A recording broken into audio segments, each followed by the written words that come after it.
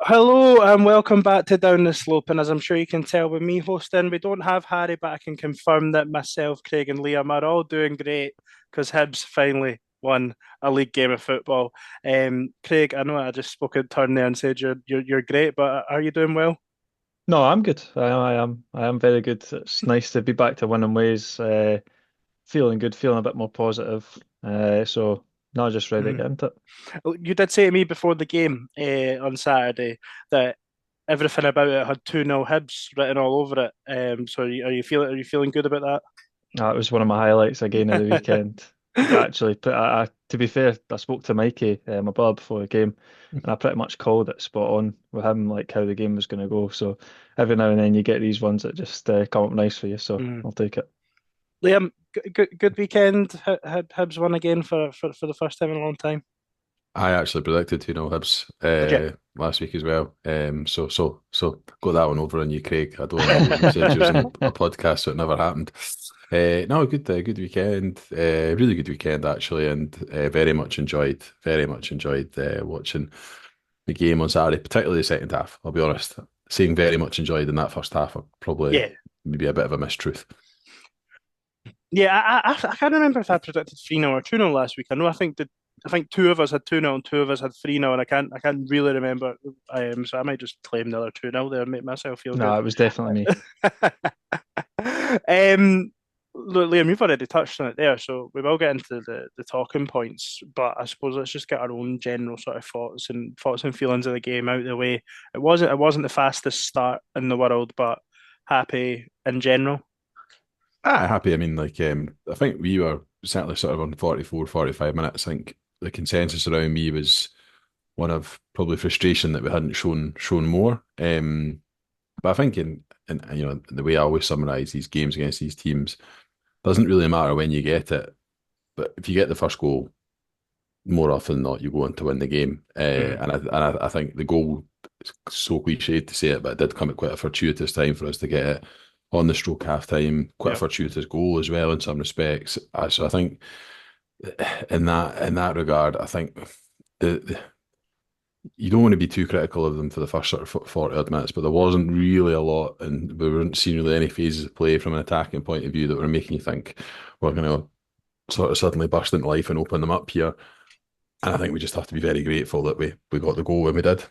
And it was the same against Dundee, really, wasn't it? I know we went behind against Dundee, but we sort of, we got that equaliser against Dundee right on the stroke of half time, and it sort of made things probably not appear better than they were. But that, like you said, it's that cliche good time to score and all that. Like getting that goal ahead of half time does change the outlook on the half probably because I do agree. I thought we struggled a bit in the first half. Now, again, I would say that I think the defence handled St Johnstone well, but I don't think it's wrong to say that up until probably the 30th, 35th minute, I did feel like St Johnstone were probably the better team, or at least just edged it. I actually was a little bit surprised with how I thought they played a little bit more football than what I thought they were going to do. But I think come half time, I think going into half time was probably our best spell of the half, Craig. Probably the last 15 minutes, yeah, if you're being kind, to be fair. I don't think we were absolutely stinking, to be honest. I Mm. thought we were, I think the word I used in the chat was meh. Like it was just bang average, to be honest.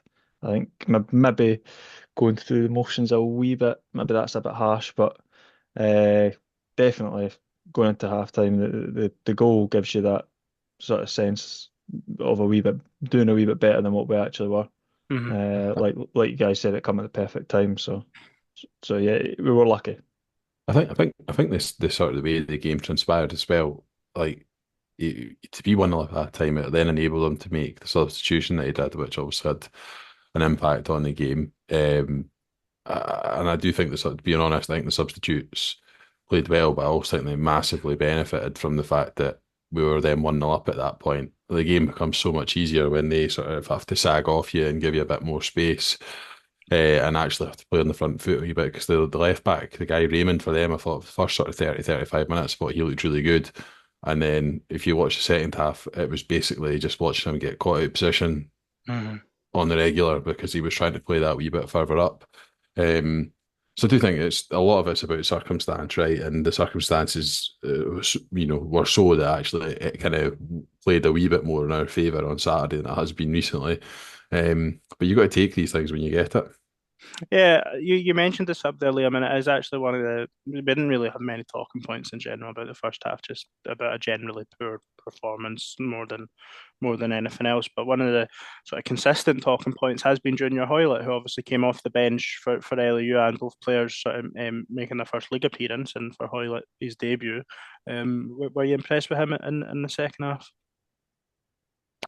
I thought he was good. I thought he was good. I mean, I liked the way sort of he got involved, linked up the play a few times, some really nice touches. He's obviously played at a pretty high level, so you're expecting him to come in and I think look the part. He's probably, to his credit, probably fitter than I expected him to be, given a fairly lengthy injury layoff, and he's not played any competitive games since Copa America, I think, Yeah, in the summer. So it's a long time without. So fair play to him. He's obviously kept himself in pretty good condition.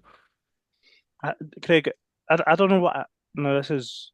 I don't know if it's ignorant or whatever. I didn't really know what to expect with Hoylett. Like, what in terms of, was he going to be like this lightning winger, or was he going to be this tricky winger? Like, it felt to me like he was just sort of well rounded in that performance. I don't think he'd done anything magnificent, but done everything to a really good standard. Like, what did you make of it? No, I agree. I was actually pleasantly surprised, to be honest. I thought he looked very, very sharp, considering, like you guys have said, he's been out for a while. Uh, I quite liked his physicality as well. He had a set up Rudy for that chance in particular. I remember just sort of bodied the defender and then laid it off. Mm-hmm. But to be fair, to coming in, I didn't have him as a lightning winger, just probably being that wee bit older. I thought it'd definitely be a wee bit trickier. I use a wee bit more sort of game sense, game knowledge, that type of stuff. Yeah, Wee bit more on the Lafondra sort of play style, and obviously not a striker. But no, yeah. I was pleasantly surprised. I enjoyed it. Was it a performance for you that would make you think that he would be a starter in the 11, or do you think we will just sort of consistently see his role as that 45 minutes, half hour coming off the bench? For the moment, for me, I would have him off the bench. I'd rather see us get more minutes into Yuan from the start. Try and get maybe him up to sort of 60 Hmm. minutes. I think you could see Yuan looked like he was sort of toiling in terms of game time. Obviously, he didn't look too sharp at all. There was a couple of moments where he looked kind of like himself, but yeah, I I would keep Hoilett off the bench just now. Try and get Yuan up to speed because I think once he's fully up to speed, obviously he's one of, if not our best players, and I'd rather invest that time into him.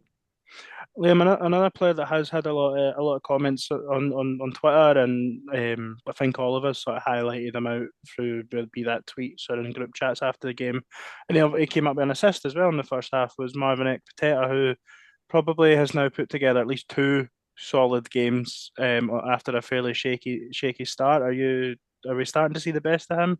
I think so. I mean, I think I said after the first couple of league games, let's give him a few more games before we judge him. But that specky idiot who comes on here some weeks was wanting him dropped, wanting him out of the team and all sorts on the basis of a poor performance against Celtic.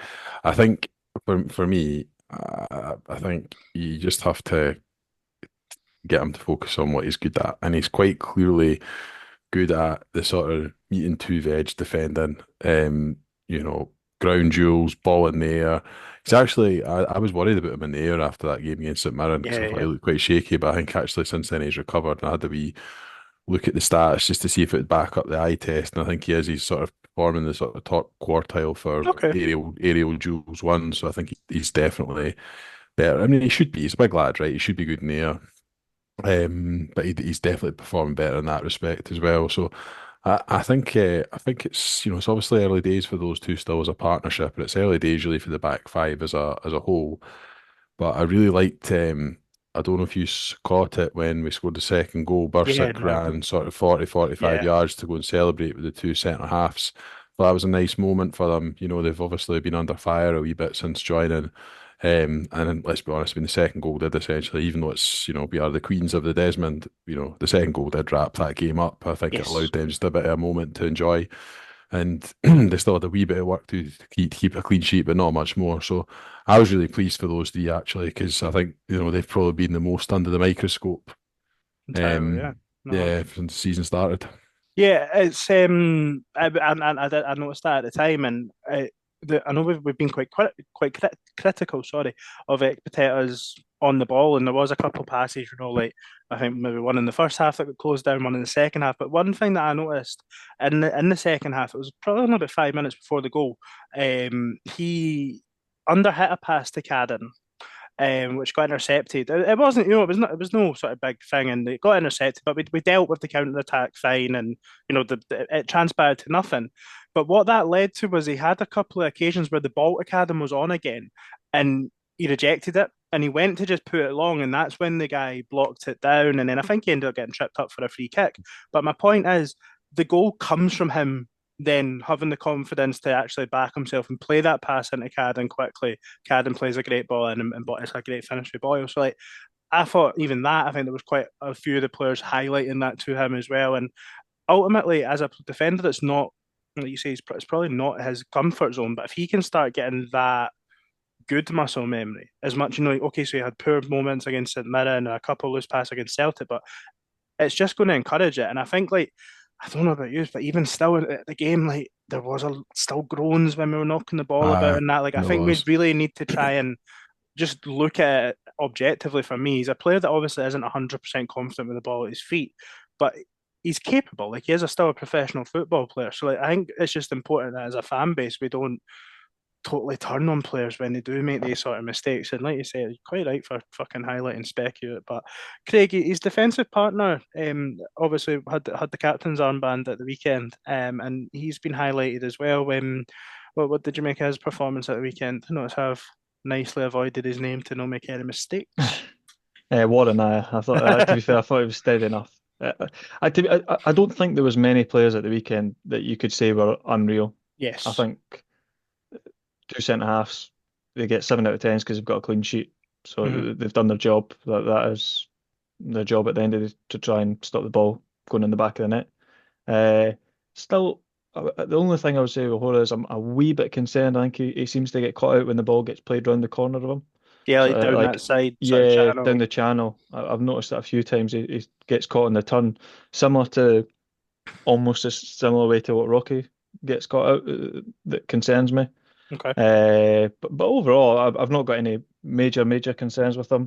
Do you Be think that could interesting. be? Do you think that could be anything to do with just the two players you highlight there?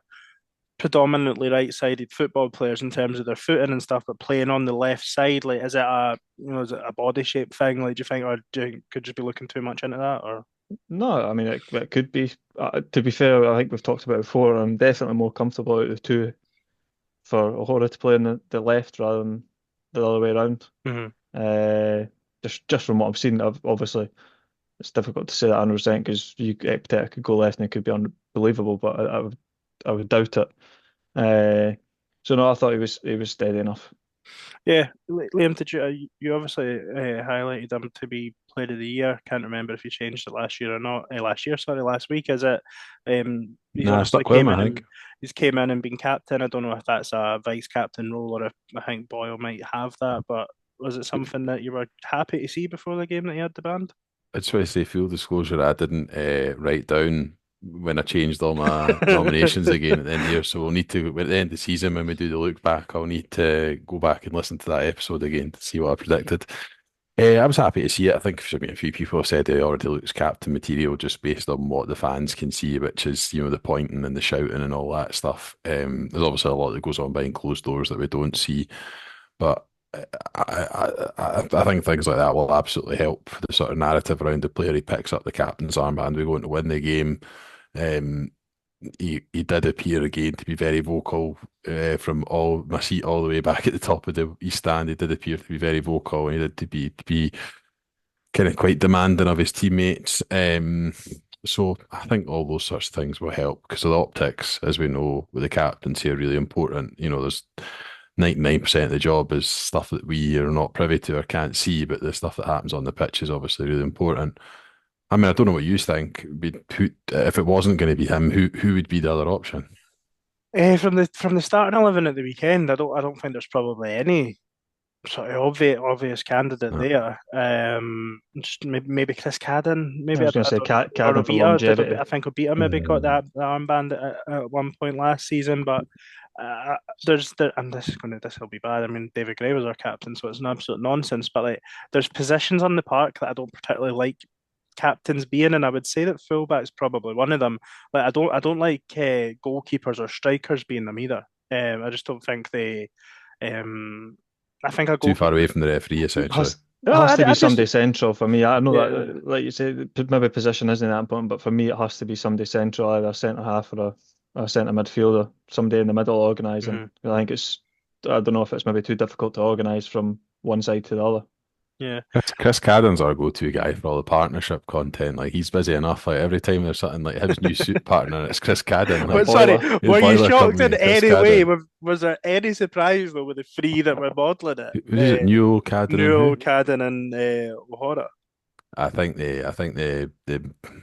the makers of the suit company themselves, I think, shall we say, probably get dibs over which players they choose, and I think those would have been quite high up the list. Sensible Those choice. three. Well, I don't know. Big Marvinek Pateta, by the way, is not bad looking. Big fella as well. mm, I think there's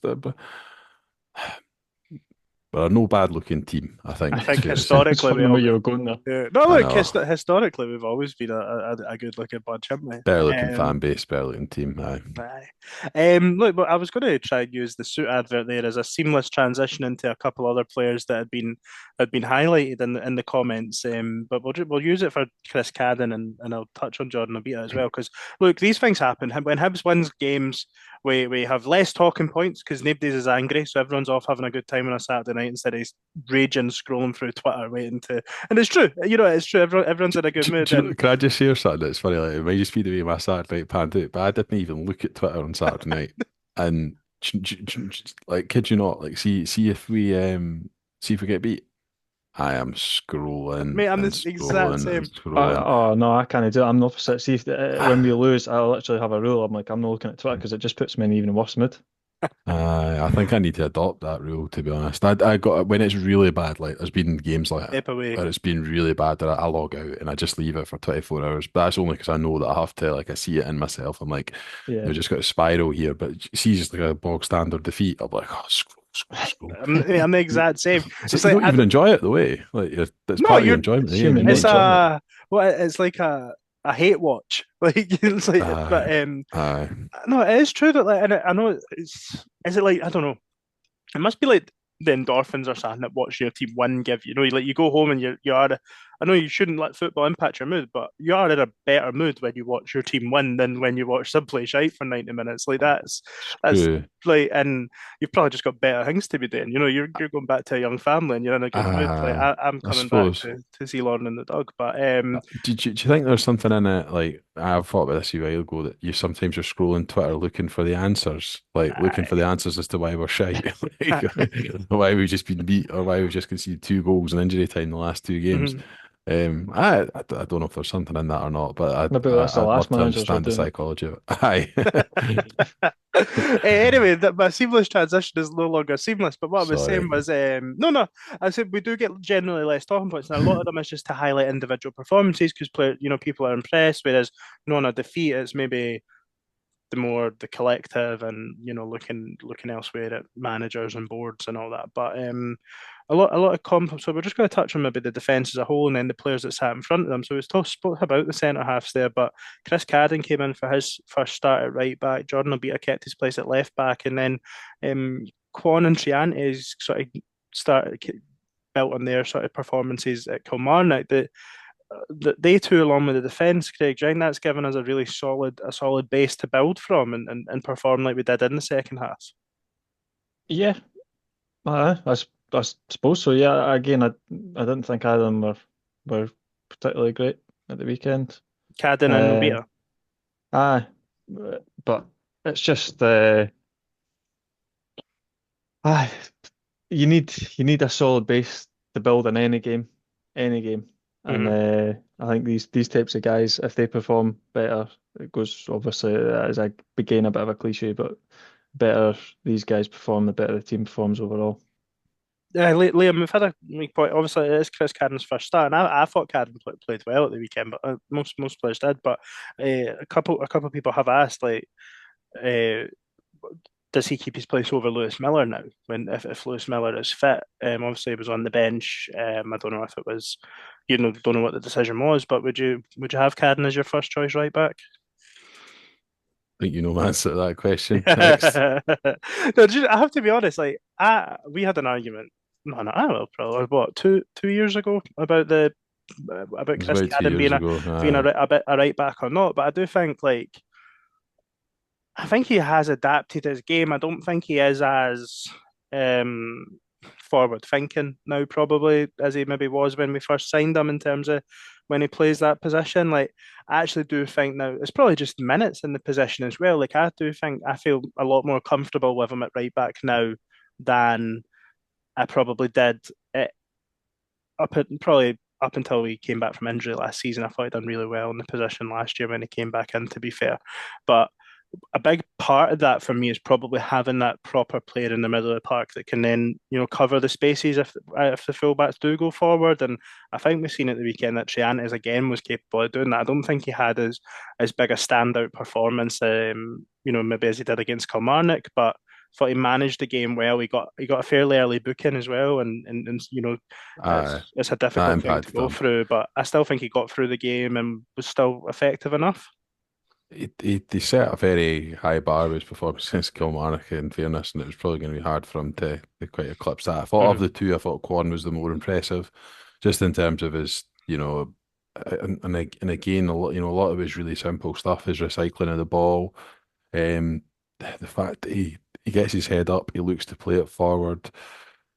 He had a couple of passes, particularly in the first half, maybe more than a couple, where it just didn't come off, but he wasn't discouraged. He just kept going, kept on trying that little pass in between the um, the pass in between the sort of defender and the fullback, but also that kind of pass between the lines, between the centre midfield and defender.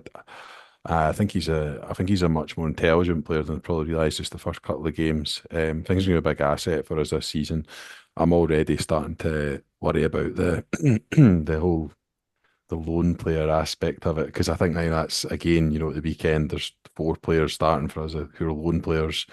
At the moment, those four look like kind of nailed on starters based on the squad. I do find that quite a worrying aspect of how we've dipped into the market. I mean, I don't know what you think, but I wouldn't see us dropping any of those four anytime soon. No, I would agree. I think for me, I thought Kwon was man of the match at the weekend. Obviously, Kukurevich got his goal and got man of the match, and Bursik is by look, he's clearly the number one. That's up for debate whether what we think his credentials are or not. He is obviously the number one choice. I thought Chantis and Kwon both were impressive though. I do think Kwon was the. Forgive me, Liam. I don't know if you're actually talking about Chantis or Kwon there when you're talking about the passes, but I, Quam, I felt like they both. I think I might be wrong. I think it was Chantis that played the lovely ball over the top for Cadden. I could be wrong in the first half, but I feel like they both, and Kwon especially, but I think Triantis does as well. They pass with purpose. They try when they're playing. They pass, like you say, try to get like straight in the striker's feet. It's played with pace, and it's easier to then take a good touch and nip it around a play. Like I was really impressed with Con. Look, unlucky not to score in the first half. Should score in the second half, perhaps, or at least try and no take out someone in block seven behind the goal. But really impressed with them. And Craig, there has been a couple of talking points sent in there from Jeff and a couple of other guys about obviously Joe Newell not being in the team and does he get back in the team? I don't think we're going to have to worry about that for a while, unfortunately. I think I don't know if it's been confirmed. I think I've just seen it on Twitter a couple of times saying that he's got a hernia and getting an operation. Yeah, I think I feel like I heard somewhere, maybe somebody said it to me. Yeah, no, I think that is the case. So obviously that's not a headache you have to worry about just now. But I actually thought in the first half there was a few of us round where we sit kind of saying maybe missing Joe Newell just for the first half, Hmm. the way the game was going. But I really enjoyed Kwon's performance. I thought it was actually very harsh on him not to give him man of the match, to be honest. Although I'm sounding like a broken record, although nobody was sparkling, I did think that he was actually quite a good performer. I really like. I just think he's quite an honest player. Like you know, he's going to give you Yeah. work rate. You know, his intentions are always right. His attitude's always good. Uh, but yeah, Joe. Look, listen, if everybody performs well and he finds it hard to get back in the team, great. Yeah. That means we're doing well. That means the midfield's functioning well, and you can imagine if your midfield's functioning well for that period of time, by the time he comes back, then we'll be in a good place. So Do you share any Liam's concerns with the loan players? Obviously, the two sort of midfield standouts currently are loan players. yeah, definitely. I think obviously as you've highlighted before, I think it was it 15 players out of contract or leaving the club in the summer next year. So does that include the loan ones? No, well, sorry, what I've looked at, it might do. What I looked at is there's 14 players contracted for next year, which obviously Right, doesn't right, include any loan right. players being there. Sorry. Well, there you go. It's obviously going to give us a bit of a headache come the summer, but also maybe quite a positive thing as well because it'll allow us to kind of to not start again, but build a squad that we Mhm. want rather than having to make your squad based around players that have been sticking around for far too many years. Jamie should What, just what, offer Celtic that £1 million, Liam, for what's Luke that? McCowan, the money for Luke McCowan for Con. Oh, right, I just Right. give them that. But, I mean, you didn't want to shoot your load too early with these things, right? You want to actually just give yourself a wee bit of time to assess. And I think the time is really important. If you're going to go in and try and sign with these guys permanently, you want enough of a sample size to demonstrate they're going to Yeah. be as good as you think they are, but you also don't want to leave it too late that another club nips in. And I As think in, if that's he'd where we been might shite see so some far, pressure. sorry, Aye. if he'd been shite so far, you wouldn't be sitting here writing him off. So No, vice no, I know. versa, if he's been good, we don't. I don't think it's Don't a build good them way. up too much. I Exactly. think the other thing that's important, Ewan, as well is like I know you said 14 players contracted next season, but I think of that 14, I think I counted at least three that were actively trying to move on at the moment or have actively been Well, trying yeah, to so move that's on. So, yeah. essentially you get to next summer and you've got a very, very sort of sparse squad to operate with. So actually the benefit of bringing guys in from a loan to permanent who are already at the club and already know the players is huge in terms of them not needing that kind of bedding in period, but also what you would hope would be the speed of transfer in terms of just being able to make that happen could be really important when it comes around to next season. But we're like 5 league games into this season, Nah, so no let's not point worry about next stressing, season eh? too much. Well, Aye. we're going to continue on our trend of just talking about individuals, and we've talked about the defence, we've talked about the two sitting. We then had the sort of three players sort of in behind the solo striker.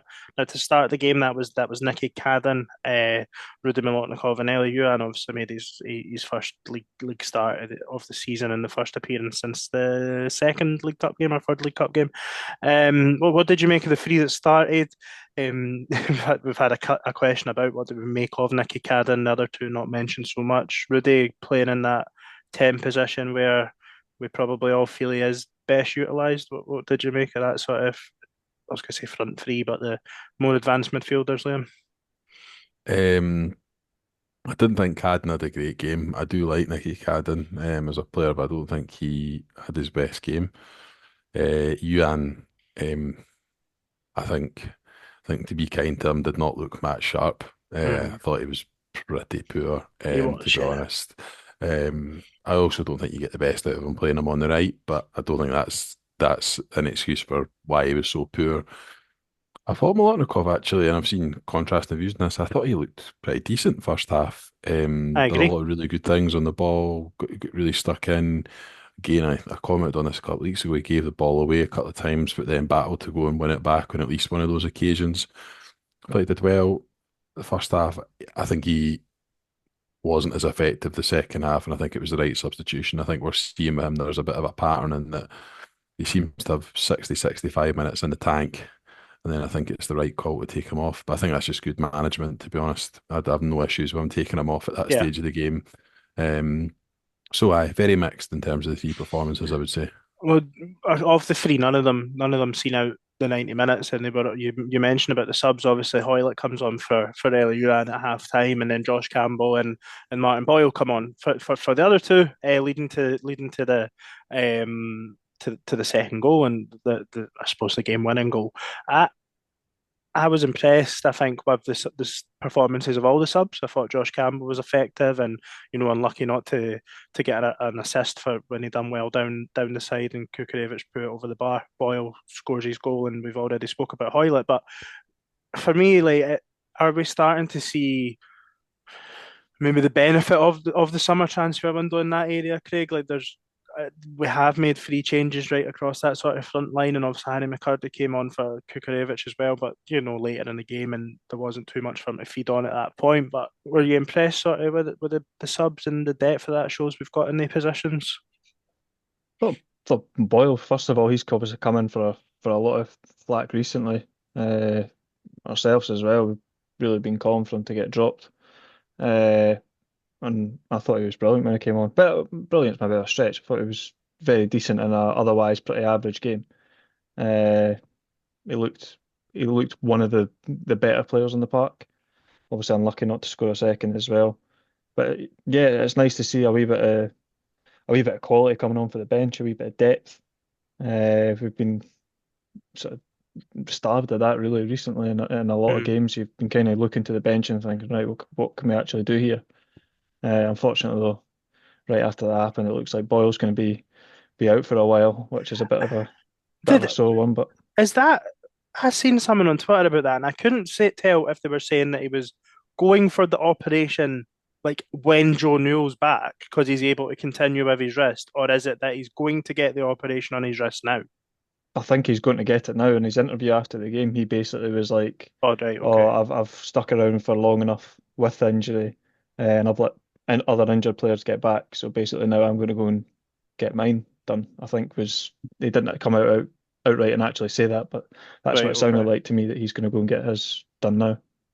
I have to say I hadn't seen that. Liam, that's not looking good for my top goal scorer shout, but by the way, you all called me out on that last week, but that's 5 goals for Do the you know? Do season you know if that's already. a long term or that one? Is it a bad one? Well, I heard I heard something before the game that depending on the way the surgery goes, it could be up to 2 months. Right. Okay. So it's quite a significant. Obviously, something's went on with his wrist. I think it happened across the summer. Right. Okay. First got mentioned to us before the game that if he was to get surgery, it would be 2 months. I just think with Bowie playing on the right as well. I mean, it's another one. It's another attacking player you're losing in any case. But Bowie's route into the team probably most likely look to be Mhm. on the right, and then with him missing and Boyle, I think you then play Yuan or Hoilett there, who's probably not the most natural. And I started to worry about our sort of pace to stretch the game because I agree with you. I thought they were effective subs, Campbell and Boyle, but I think that should, for the time being, that should probably be their role. Should be coming off the bench to impact games. I think Josh Campbell's demonstrated he's better when the game's more stretched. Yeah. And I think he can impact sort of last 25 minutes, half an hour. Boyle similar, to be honest, when defences are maybe starting to tire. It's a bit cliche to say it, but I think that's where he comes into his own. Mhm. Well, that's the way I've had a question come in about that from Right. Cameron Grady. Is Boyle a better impact sub than a starter? Now, I don't know if that's harsh to say, but he hadn't been playing well. That I think that's fair in the opening games of the season, and then he comes off the bench and scores a goal. For me, I think his biggest threat has always been maybe later in games when defense is tired, and like then that pace does probably highlight more, like when later in a game. He also came on and was squaring up against the fullback that you already highlighted, Liam. I started to get lost in the game a little bit. I believe had been booked as well. And I suppose that with his age and Martin Boyle quite simply won't be the same player he was 6 years ago. So maybe half an hour of Martin Boyle at his best is better than 90 minutes of sort of 75% production. What do you think, Craig? I, I'm not overly convinced, to be honest. I totally understand the argument, but I'm not overly convinced by it. Just because I think obviously Boyle's been with Hibs a number of years now and has cemented himself as a starter. And when he was starting, he was our best player. Uh, Now maybe now that he's getting a wee bit older, has that role perhaps changed? Maybe a wee bit. But I would personally still see him as a starter with, I know maybe not recently with his form, but maybe there's a wee bit of a convenient excuse there with his arm that's maybe been sort of Mm. bothering him a wee bit. He did hint again at that in his interview. Uh, but uh, no, I still see him as a guy that would start. And I Aye. don't think a guy that your best player can be your best player from the bench. I think as well, like what Liam touched on there, I think he is the most natural option on the right hand side. Obviously, we think Bowie can play out on that side, but we've seen him through the middle. Hoilett is going to probably be more predominantly left-sided, although did do a very good job on the right-hand side. Probably actually seen a little bit more of him when he was playing on the right-hand side than when he was on the left in the game, although that might just be because it was over on the stand side and you just feel like you see more of him because it's right in front of you. I certainly wouldn't be that keen to see Eliuan play on the right. I think there was a period at the start of last season where he was very productive over there, but I think you see the best of him on the left hand side where he's got that option really to come inside or go at the byline. Whereas I think when he's out on the right hand side, he's more limited to what he can do. Without cutting in on his weaker side. But yeah, look, it is a difficult one though, Liam, isn't it, with Martin Boyle? Because I know that you stat pad a little bit against the League Cup in the League Cup, but it is 5 goals and 5 assists that he's got in the middle of September. With a couple of breaks in there as well, much to your displeasure. Like, do you think he is that super sub now, or do you agree with Craig? Um, I'm only judge it on the here and now, and I'm quite happy with him being a substitute at the moment. That's probably how I would summarise the answer to that question. I don't think longer term, in terms of the rest of the season, necessarily that'll always be his role. But they always say it's a squad game, right? And guys are going to come in out of favour, and you're going to pick different players for different opposition. Mm-hmm. I think if you were going to be going to Ibrox and you had him available in a couple of weeks' time, I think I'd probably play him just for that sort of pace in behind. Especially if we're going to play, especially if we're going to continue to play the system that we're playing at the moment. But in other games where we're playing potentially more stubborn teams that won't break down, I'd maybe opt for someone a bit more tricky in the sort of Yuan or Hoilett mould, I think, personally. Do you think had it been a more of a for me, he's more of a like him and Nicky Cadden are more similar wingers, and then maybe Hoilett and Yuan are more chalking. You know what I mean? But obviously they play on different sides predominantly. Like, Mm. would that be because you've got Hoilett there now? It's difficult, like because I do is the obvious player for the right hand side is Boyle. Like in my opinion, like because but that's just because that's what we've seen over however many years. It's difficult, but you do mention it being a squad game there, Liam, and just while we were talking, I thought it was worth looking at the three outfield players that didn't come on the pitch at the weekend are Rocky Bashiri, Dylan Levitt, and Nathan Mariah Welsh. Now that's probably well, Rocky was a first team player last season. Mariah Welsh came in and got Young Player of the Year, and Dylan Levitt, he's not had a fantastic time at Hibs, but still a really good football player. Do you think we are starting to maybe see while we've got well, look, we're not injury free either, but like, are we starting to see that maybe the squad is decent? Like if you're getting through games, making 5 changes, and Dylan Levitt and Mariah Welsh, Rocky aren't seeing the field. To an extent, I think we're the other person that's always missing this is Dwight Gale in terms of him getting up to Mhm. speed. I think he'll be ahead of McCurdy in the pecking order. I would imagine that'll probably mean that McCurdy drops out the match day squad altogether, to be honest. I still have my concerns about kind of Rocky playing kind of major minutes, but I think him being Right. sort of on in the background is fine. The one player I think who Iredale, I suppose as well. You've got Jack Iredale. I think the other one for me is I do think Mariah Welsh didn't have a great game against St Mirren, but I think he was probably quite unlucky because there's lots of people who didn't have a great game against St Mm. Mirren and have found their way back into the team. He's kind of been ostracised a wee bit, which I do think is harsh because I do rate him and his impact last season was notable. I felt when he came in, so I hope that he can still well, I'm sure he is, but I hope he's kind of working hard to force his way back in because I would quite like to see more of him. Young player as well. He's on the books here. Be good for us to develop him a wee bit more. So hopefully we've got a plan to sort of phase him back in some way or another. Hmm. So you mentioned sort of all this there. I think, Liam, since we last recorded, Dwight Gale signed, Kieran Bowie's been out for a 4 month injury, um, and today Kenai Omega's went out on loan. So we're still in September, but we're seeing some transfer business, and the squad's still changing. What what do you think about the signing of Dwight Gale and the injury to Kieran Bowie first? I mean, I have my doubts about Dwight Gale personally. Like, I think just based on sort of injury record, I don't really doubt his qualities as a football player. I think he's proven throughout his career that he is a goal scorer.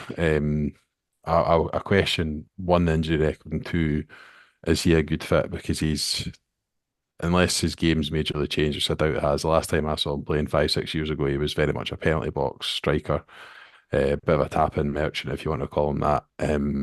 Scorer of goals, but not the kind of guy who's going to create chances for himself. And I think, you look at the first 45 minutes there on Saturday, didn't create anything for the central striker. And that's someone who's much more mobile and more adept at getting into those kind of positions than Gale.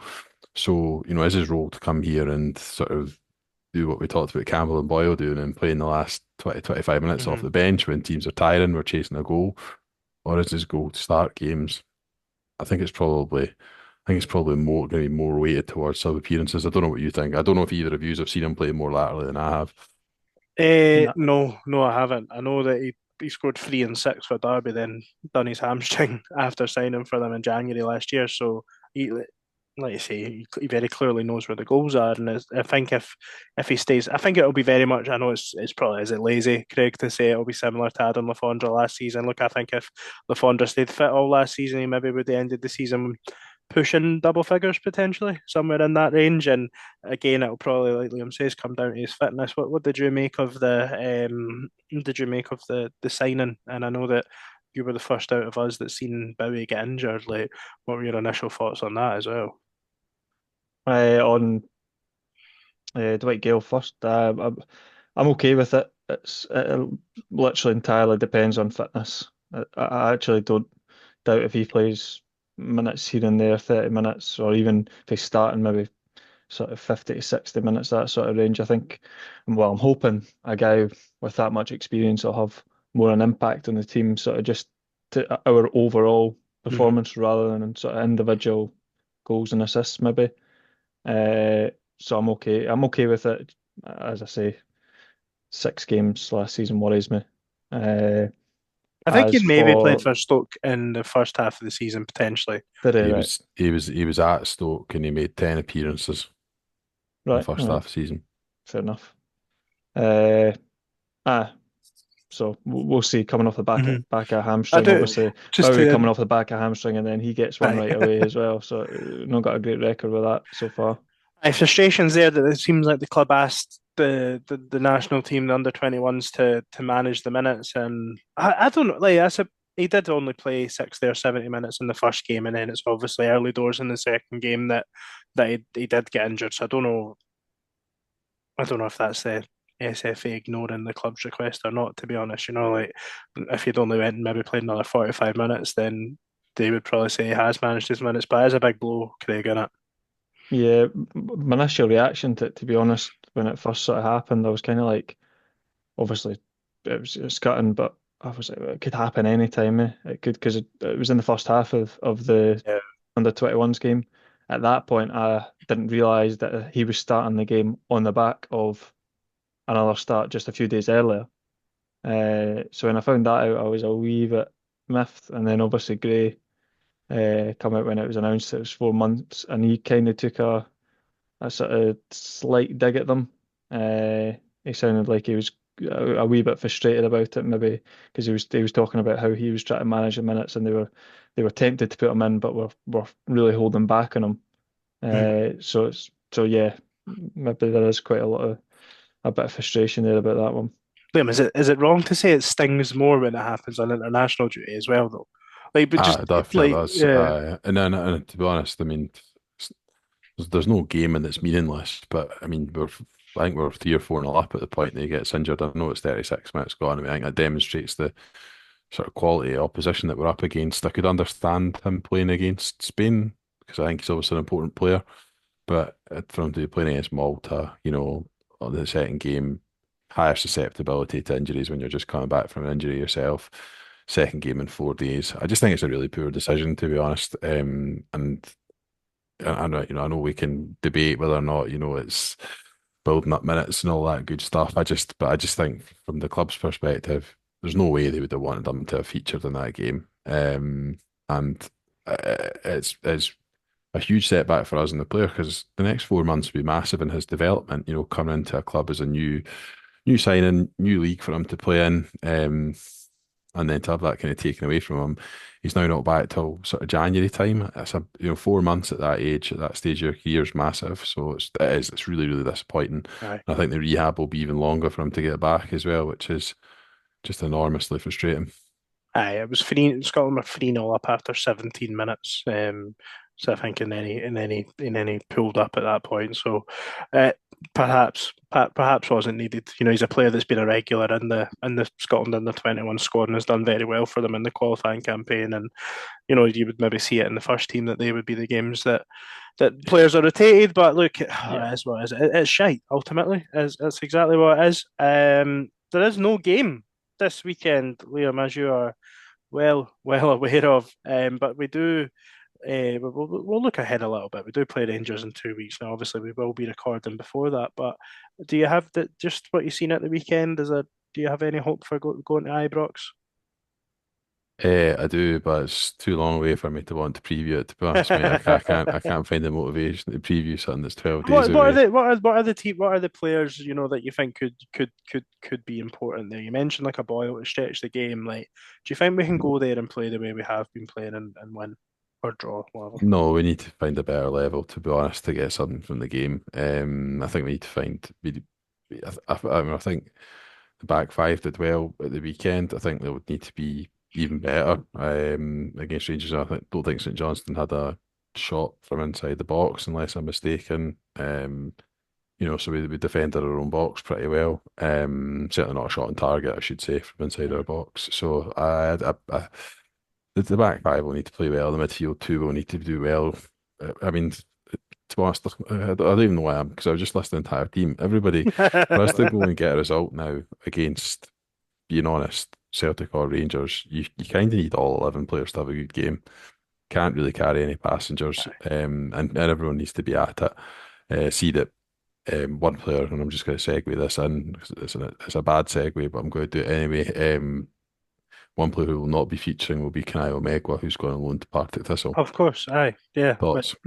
Yeah, I actually asked you that and then asked you a different question. and exactly how I like to do. And while you were talking there, I've also thought of two further points for the weekend that I want us to cover and all. So we're going to recycle it straight back after that. No, I think it's a good move for Megwa. He's obviously the third choice right back. Hasn't been in the squad the last couple of weeks. Partick Thistle are a team you'd expect to be challenged towards the top end of the championship, which I think is important as well.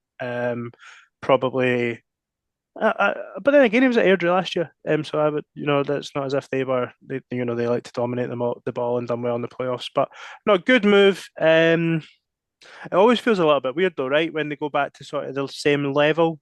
It's a different level of Before. expectation though to Yeah. Airdrie to Partick Thistle. I think that's quite important as well to get used to a level of expectation at a club like obviously at Hibs. There is, while we're not Yes. Celtic or Rangers, there's going to be expectation to win sort of every game, bar Celtic or Rangers. When he's at Partick Thistle this season, Yeah. they want to win the league. They're going to be looking to win every game. Obviously, every game that they go into is going to win a league title. They're going to need to do well, and so hopefully that level of expectation on his shoulders will do him well. What do you think he needs to? I was just going to say, I think he's going back to league. He obviously did very well in last season. I think there was a lot of eyes on him last season from clubs in the Championship, and I think there's been a bit of I mean, you can't really call it a bidding war because he's a lone player, but there's been a lot of Championship clubs interested. Apparently, I saw a fan of the Raith Rovers fan tweeting earlier in the day saying that he's been telling everyone in their group chats that they're fucked because the Meg was going to Thistle. Like, people in the Championship think it's a massive, they think it's a massive piece. The team would win. I think the other right back at Thistle is a boy they signed on loan from Brighton, who's played every game for them so far this season. Young guy on loan for Brighton. So I would imagine he's going in directly to compete with this guy, potentially oust him from the team. Maybe Chris Doolan sees him as sort of more of a right centre back in a back three. I don't know, but I think be interesting to see how that shakes down, because I think you look at the Championship, Ayr have obviously started well, Falkirk have started well, but I still think there's probably 5 or 6 teams who could get automatic promotion. I think it's going to be a really interesting league this season, that 1 or 2 players here or there will make a difference.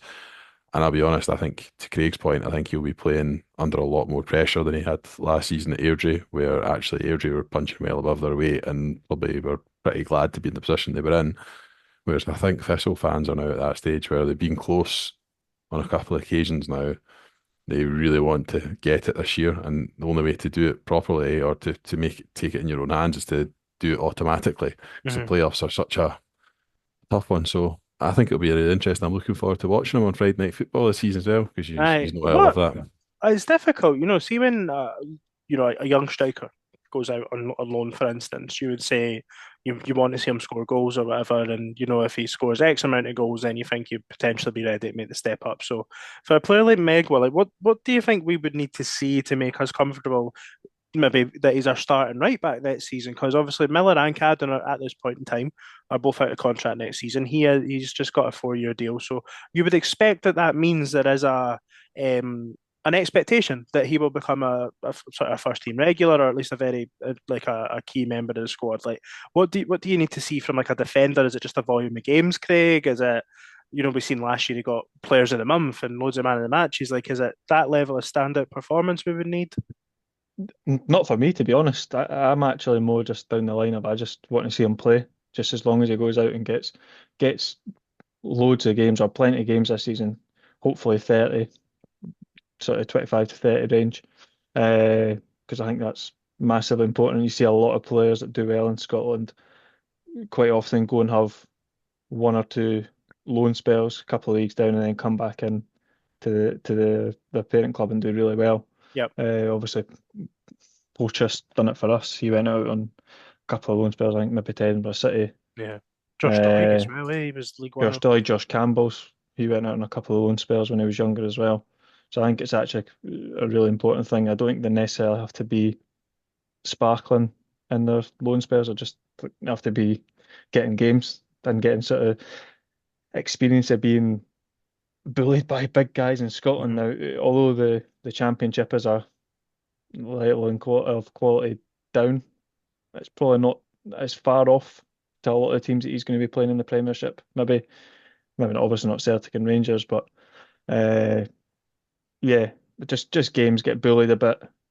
I actually don't need to see him being sparkling. Obviously, if he does and he's getting man of the matches and all that, brilliant.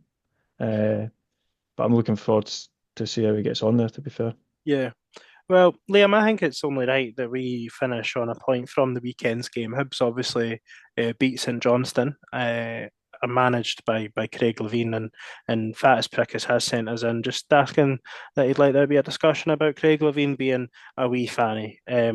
Just going into injury time, there was a lovely rendition of Cheer Up Craig Levein. Just how much did you love it on Saturday? Oh man, you took my Oh, line. sorry. You took my line. I was going to do the impression and all sorts. I was even going to do Brian McLaughlin's horrible cackle that he done as well over the top of it. I mean, it's always pleasing to get one over on him. I mean, obviously there's another team that I would rather went down this season, but I think they'd be my second choice to go down after them. And I'd quite like them to go down with him at the helm if they don't empty him first. They didn't sound very happy, did they? Didn't that at the end of the game? Like, wasn't many of them left, but usually they got better. Quite a fair turnout for them as well. They normally take a good crowd in Easter Road. I don't know if don't know why it was I feel like for them. I feel like in the past we've had a lot of promotional stuff, like the £5 football and stuff, That's true. which maybe skews it. But before the game, I did notice them widening the section. Do you know where they moved the white banner thing that was in the way in? So I was expecting them to have quite a big crowd, but it wasn't there. Just making room for Craig Levein's tears. Maybe I actually noticed that at the end. One of the things I did notice was I actually heard them booing, which I thought was like quite bizarre. Yeah, There's a clip on one of the, I think it's maybe on YouTube, the highlights that the SPFL put up. Like you can actually hear the boos at the end. I was like, it's strange that we booed after a win, but Do you know what it was? Do you know what I enjoyed? He's done it. Like he can hear it, and that's what like even made it even better for me. So as that song is getting sung around Easter Road, he stands up and comes to the edge of his dugout. Now it's obviously to be like that he's fronting it and all that and whatever, and fair play to him, but it's just like, oh, you can definitely hear this. Like you'd know at that point, like because he's sat in his dugout when it starts, and he gets up and he just shouts, and it's like you can hear this. You are fucking hating this, and I love that, and I adore the fact that he hates us as much as we hate him. And see when we beat him, it is like up there, isn't it? Like I'd like to say Hearts, Rangers, whoever, but beating him, and it is him. I mean, St Johnson as a whole are annoying, but Craig Levein, man, just get it fucking up you. How beautiful. And hey, Hearts are still bottom of the league and haven't won a game either, so that's not oh too no. bad either. Got to get a wee dig in there anyway. But boys, I think that'll just about do us. There's been not a whole lot of negativity. Do you have any final thoughts, Craig, before we go? Just happy to be happy for a change. It feels good. Feels good. Craig's going to need to get himself a catchphrase like Harry every week. Like, you ken the rules, you ken the rules. I'll We think have on it. any final thoughts from you, my friend? Nah, no final thoughts. Just that, like I say, just good to be back on a wave of positivity. It's just a pity that we don't have a game this weekend to follow it Yeah. up with and get another win. So, Absolutely, but let's like, not talk about that because we know you'll just get too sad about that. But look, aye. it's a weekend off for Hibs, but we will be back next Monday looking ahead to Ibrox. And oh, God knows there might be even more September transfer business. Who knows? It seems to be going on and on. But we'll be back next week. Cheers. Cheers. Cheers.